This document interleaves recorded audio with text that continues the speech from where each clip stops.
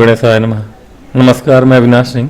आज हम बात कर रहे हैं राहु महाराज के नवम भाव के फल के विषय में।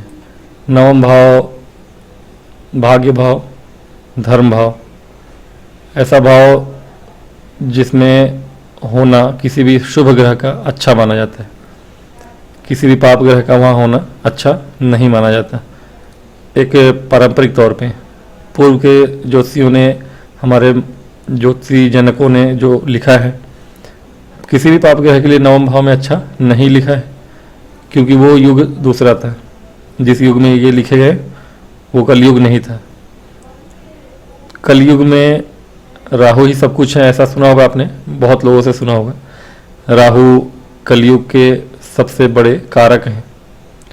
और कलयुग में भी, अब कलयुग तो बहुत पहले से शुरू है, लेकिन जो कलयुग अभी चल रहा है उसे आप मुख्य कलयुग मान सकते हैं।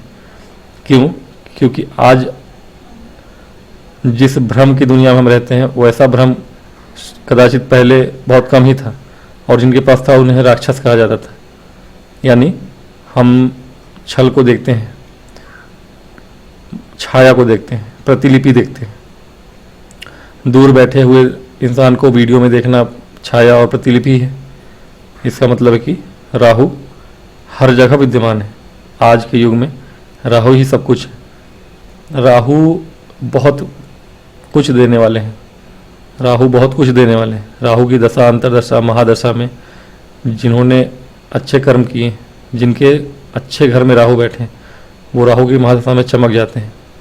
महेंद्र सिंह धोनी की तरह 2002 से 2020 तक 18 वर्षों तक धोनी ही धोनी थे चारों तरफ। 2003 से करियर शुरू हुआ उनका, या 4 से, और 2020 तक 19 तक बहुत टॉप में रहे। सब कुछ मिला उन्हें, नाम, पैसा, शोहरत, इज्जत, ऐसा कुछ नहीं था जो नहीं मिला उन्हें। हालांकि उनके और भी राजयोग हैं कुंडली में। शनि के योग हैं, शनि के योग हैं, परिश्रम किया उन्होंने, पसीना गिराया। लेकिन राहु के जो योग होता है ना, वो महादशा, जो महादशा थी राहु की, उन्होंने उसमें अपनी पूरी जीवन की गाथा लिखी। राहु सब कुछ देने वाले होते हैं, कभी कभी, कभी कभी नहीं, हमेशा। लेकिन राहु भटका भी देते हैं। राहु के विषय में मैंने विशेष बहुत सारे तथ्य बताया भी है। नवम भाव में अगर राहु हैं, ऐसा जातक बहुत भाग्यवान, अचानक से भाग्य को उदय करने वाले राहु होते हैं। अचानक से ही भाग्य में वृद्धि कर देते हैं। ऐसे जातक की वृद्धि, अगर किसी और पाप ग्रह की दृष्टि वहाँ नहीं है, शुभ राहु बैठे वहाँ, शुभ मतलब उच्च के राहु बैठे हों, मतलब आपके वृषभ के राहु बैठे हैं यहाँ, अथवा किसी भी, शुक्र के दोनों ही राशि शुभ है इनके लिए, नवम भी ठीक है, और गुरु की कोई भी राशि सही है इनके लिए, अथवा बुध की राशि भी ठीक है। किसी भी, बुध की राशि और अच्छी बात है, हालांकि उच्च के राहु है तो अच्छी बात है। बुध की राहु इसलिए अच्छा है क्योंकि बुध भी जल्दी के कारक है, जल्दीबाजी के कारक है, और राहु और जल्दीबाजी के कारक। मतलब आपका भाग्योदय बहुत तेजी से होता है। यही शनि का मैंने बताया कि 40 तक आपका भाग्योदय होगा, लेकिन यदि राहु यहाँ पर है तो राहु आपके शीघ्र अतिशीघ्र भाग्योदय करते हैं। हमारे ऋषियों ने क्या बताया पहले वो बता देता हूँ मैं। ऋषियों ने कहा है, ये धर्म क्षेत्र, धर्म भाव है आपका, धर्म त्रिकोण है आपका, भाग्य भाव है।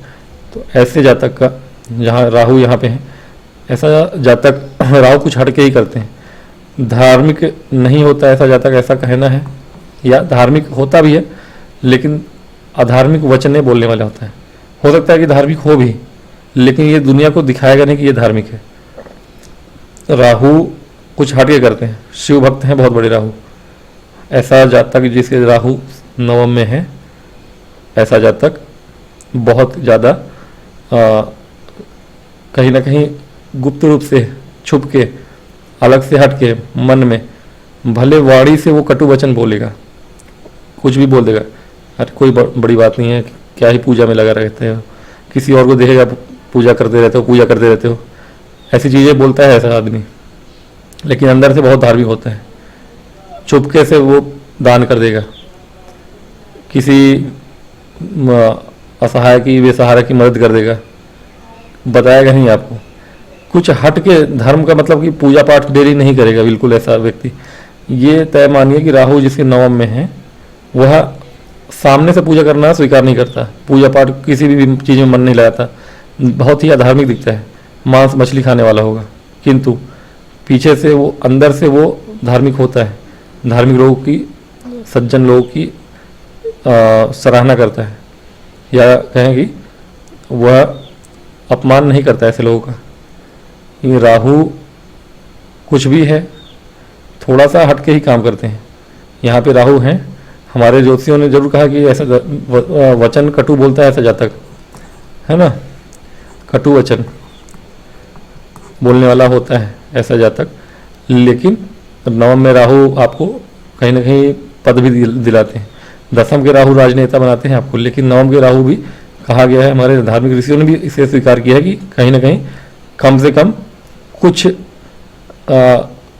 1000, 2000, 10,000 या जिले भर के लोग तो कम से कम उसको जानेंगे ही, या उस क्षेत्र का वो मेयर बन सकता है, कलेक्टर बन सकता है। पहले के ज़माने में ग्राम प्रधान हुआ करते थे, ग्राम प्रधान या नगर प्रधान हो सकता है। ऐसे जातक जिसके राहु नवम में है, ऐसा जातक कहीं ना कहीं अपने जिले का मेयर तक बनता है। तो राहु नवम में बैठ के खतरनाक, खराब ही नहीं है, अच्छा भी कुछ फल है इनका। हाँ, ऐसा जातक सामने से बिल्कुल बहुत धार्मिक नहीं होगा। इनकी लग्न पे दृष्टि होती है, दृष्टि होती है या नहीं होती है वो अलग बात है, लेकिन जैसा कि सर्वविदित है, नवम पंचम दृष्टि इनकी भी होती है गुरु की तरह, और सप्तम तो सबकी होती है। सप्तम दृष्टि इनकी पराक्रम भाव पे रहती है। ऐसे जातक का पराक्रम अच्छा होता है, चालाकी होती है उनके अंदर, समझदारी होती है, इसीलिए वो ग्राम प्रधान भी बनते हैं या नगर प्रधान बनते हैं। कहीं ना कहीं ऐसे जातक कुटिल बुद्धि का उपयोग करते हैं, क्योंकि लग्न पे भी इनकी दृष्टि है। ऐसे जातक का स्वभाव जो होता है ना, स्वभाव होता है, ऐसे जातक जो होते हैं जिनके राहु नवम में है, वो विलक्षण बुद्धि के होते हैं, कुछ ना कुछ आपसे अलग ही सोचेंगे। हालांकि ज़्यादा चांसेस रहते हैं ऐसे जातक 2 नंबर का धंधा ज़्यादा करते हैं। 2 नंबर का धंधा मतलब कि सीधे रास्ते वो चल सकते हैं, लेकिन वो थोड़ा सा टेढ़ा ही चलेंगे। हाँ, कोई टोक दे तो वो भले आपके सीधे रास्ते पे आ जाएंगे, लेकिन अब फिर थोड़ी देर बाद टेढ़ा हो जाएंगे। ऐसे जातक होते हैं राहु जिसके नवम में हो, मतलब कि भटकते रहते हैं, इधर उधर उनकी नैया डोलती रहती है राहु के नवम में होने से। राहु नवम में हो तो आपको चांदी पहनना चाहिए, अपने साथ चांदी पहनना चाहिए। राहु को अच्छा और बलवान करने के लिए, राहु नवम में है तो चांदी का छल्ला कड़ा पहन सकते हैं आप, चांदी का कड़ा पहनिए आप, वो आपके लिए अच्छा माना गया है, चांदी का कड़ा। राहु की एक दृष्टि आपके पंचम भाव पे होगी। पंचम भाव में बैठे राहु तो शिक्षा बाधित करते हैं आपको, लेकिन पंचम में इनकी दृष्टि है और पंचमेश अगर अच्छे हैं तो टेक्निकल फील्ड में आपकी शिक्षा अच्छी होगी, टेक्निकल फील्ड में आपको ले जाएंगे वो। और राहु इंटरनेट कारक है, आज के युग में टेक्निकल फील्ड में पढ़ाई करना, इंजीनियरिंग के क्षेत्र में पढ़ाई करना, ये राहु के द्वारा आप कर सकते हैं। बाकी धार्मिक होता है ऐसा व्यक्ति, लेकिन गुप्त रूप से धार्मिक होता है, पूरी तरह से धार्मिक नहीं होता। और बाकी राहु का तो ठीक है, नवम में कोई भी हो ग्रह, शनि तक को भी माना गया है कि शनि तो वैसे आध्यात्मिक है, मतलब कोई भी ग्रह हो नवम में, जैसे कि एकादश में है, अच्छा माना जाता है सब ग्रह। नवम में भी मैं आज के युग में पहले नहीं समझा जाता था, हमारे जो पाप ग्रह हैं, शनि हैं, राहु हैं, केतु हैं, केतु तो ठीक है, फिर भी केतु के लिए भी अच्छा कहा नहीं है हमारे, केतु का भी फल इसीलिए मैं बता देता हूँ, अलग से वीडियो बनाने की जरूरत नहीं है इसके लिए। तो राहु के बाद केतु का भी बता दूंगा। तो राहु के नवम में होने से आपके लिए, या शनि केतु कोई भी हो, मंगल सूर्य क्रूर ग्रह पाप ग्रह के लिए अच्छा हमारे ज्योतिषों ने जब कहा था तब कहा था। आज के युग में देखें तो कलयुग है, भाग्य भाव में बैठा जो ग्रह आपके यहाँ बैठता है ना, वो किसी न किसी कारण से ही बैठता है, बिना कारण के आपके उस स्थान का वो ग्रह। हमारे जीवन में जो भी होता है सोच समझ के ही प्रारब्ध है हमारा, होता ही है। अगर कोई भी ग्रह यहाँ बैठा, कैसा ग्रह बैठा है वैसा आपका प्रारब्ध है, इसलिए वो ऐसा ग्रह बैठता है आपके लिए। तो राहु का यहाँ बैठना कोई इंसिडेंट्स नहीं होता, वो आपके नेचर पे डिपेंड करता है कि आप किस नेचर के हैं, इसलिए आपके राहु या केतु यहाँ बैठते हैं। राहु का फिर भी हमारे ऋषियों ने भी राहु के लिए इतना बुरा नहीं कहा जितना केतु के लिए कहा है। यहाँ पे केतु भी बता देता हूँ मैं, राहु का लगभग मैंने बता दिया सब कुछ, विशेष कुछ है नहीं। केतु के लिए जितना कहा है हमारे ऋषियों ने उतना राहु के लिए नहीं कहा है। राहु यहाँ बैठ के आपको कम से कम मेयर के पद तक ले जाते हैं, लेकिन केतु के लिए हमारे ऋषियों ने अच्छा नहीं कहा है। शनि राहु केतु तीनों ही यहाँ स्त्री जातिका के लिए बंध्या ही शब्द का प्रयोग करते हैं कि स्त्री जातिका है तो बंध्या होगी अगर केतु यहाँ है, राहु है, शनि है। और पुरुष जातक के लिए कहीं ना कहीं दुर्बुद्धि मतलब कि अगर धर्म के रास्ते पे नहीं है आप तो दुर्बुद्धि कहा जाता है। पूर्व के ऋषियों ने कहा है सीधे सीधे कि यहाँ पे क्रूर ग्रह बैठे हैं, पाप ग्रह बैठे हैं तो दुर्बुद्धि आपको देते हैं, लेकिन दुर्बुद्धि नहीं, सबके अलग अलग फल हैं। शनि का मैंने बताया ही था, राहु बताया ही मैंने। केतु के लिए और भी शब्द हैं कि धर्महीन और कर्महीन, भाग्यहीन। राहु यहाँ पे भाग्य बहुत जल्दी उदय करते हैं, मैंने बताया था 20-22 में ही अचानक से भाग्योदय करते हैं। अगर शुभ हो, उच्च के हो तो बहुत जल्दी भाग्योदय कर देते हैं। केतु के लिए ये कह सकते हैं आप कि अगर कुंडली अच्छी है, केतु शुभ है, यहाँ पे शुभ ग्रहों से दृष्ट है, ऐसा जातक बहुत बड़ा धर्मात्मा होता है। केतु और गुरु के लिए कहा जाता है, नवम में केतु हो या गुरु हो, और कहीं गुरु से दृष्ट केतु हो तब तो और अच्छा है। गुरु अगर इन्हें देख रहे हो, किसी तरह से देख रहे हो, अथवा कहाँ से देखेंगे, इनकी दोनों की सेम दृष्टियाँ होती हैं। गुरु इन्हें लग्न से देख सकते हैं, पंचम से या तृतीय से देख सकते हैं, ठीक है, थर्ड हाउस से। तो गुरु की दृष्टि अगर इन पे पड़ रही है या फिर कोई और शुभ दृष्टि पड़ रही है, केतु यहाँ है, तो ऐसा जाता परम धर्मात्मा होता है। धर्महीन कर्महीन ये जो चीज़ें हैं ये कलयुग में नहीं कही गई हैं, ये पराशर मुनि ने कही है महाभारत से भी पहले, यानी कि वो द्वापर में कही है। द्वापर युग में कही हुई बात आज के युग में सत्य हो रही है कि नहीं ये तो आप स्वयं समझिए, लेकिन हाँ सच्चाई ये है केतु महाराज का नवम भाव में बैठना शुभ ही माना गया है, क्योंकि ऐसा जातक आपके जीवन सामाजिक जीवन के हिसाब से भले शुभ ना हो, ऐसा जातक हो सकता है कि फक्कड़ हो जाए, सन्यासी हो जाए, है ना, सन्यासी। अब ऐसा वाला सन्यासी नहीं, IIT बाबा वाला सन्यासी नहीं, वो जिस प्रकार के सन्यासी हैं उनके सन्यास वाले अध्यात्म वाले क्षेत्र में राहु की भी प्रबलता है, इसलिए वो थोड़ा सा भटके हुए से हैं। शनि और राहु की और केतु तीनों की दृष्टि है उनके कहीं ना कहीं 12वें पे या 8वें या 9वें पे, इसलिए वो सिर्फ केतु और गुरु से अगर सन्यास किसी का हो या शनि से ही तो ठीक है, लेकिन राहु की भी दृष्टि हो जाए उसी पे, जैसे ये 9 में केतु और गुरु हो और राहु भी देखेंगे ही, या फिर केतु यहाँ पे हो, राहु यहाँ पे, राहु सामने ही रहेंगे, देखेंगे ही, तो कहीं ना कहीं केतु का, हालांकि 9 में केतु शुभ होते हैं, ऐसा जातक जो होता है बहुत पराक्रमी होता है। क्यों? क्योंकि थर्ड हाउस के राहु को बहुत अच्छा कहा गया। केतु यहाँ है मतलब थर्ड हाउस के राहु हैं आपके, और थर्ड हाउस के राहु है मतलब आप और भी चतुर चंट और चालाक हैं। जितना कि यहाँ राहु नहीं होंगे उतना यहाँ के राहु होंगे आपके, ठीक है।